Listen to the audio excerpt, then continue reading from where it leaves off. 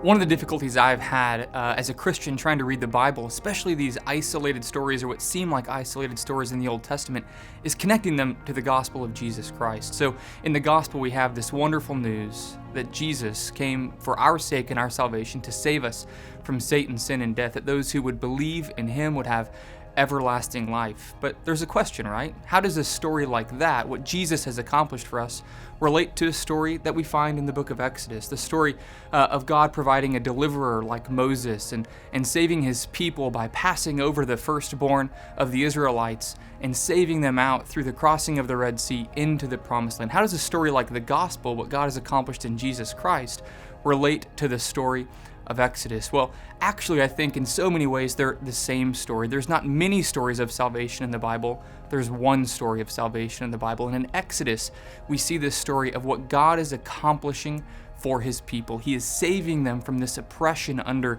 Pharaoh, under sin, bondage, and slavery, and he is redeeming them. In the book of Exodus, we actually have the words salvation and redemption used for the very first time. As Christians, we don't read this story in the book of Exodus as if it's some kind of isolated, far-off story, but this is really our story.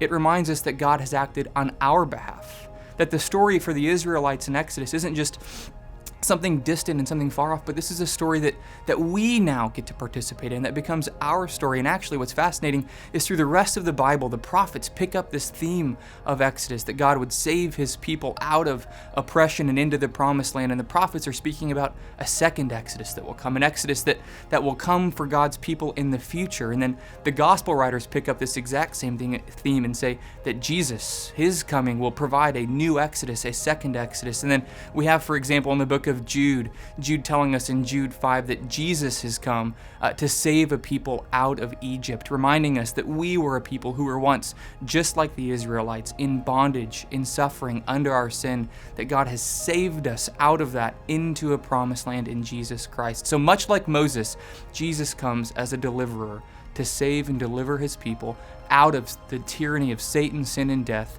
and into the kingdom of God.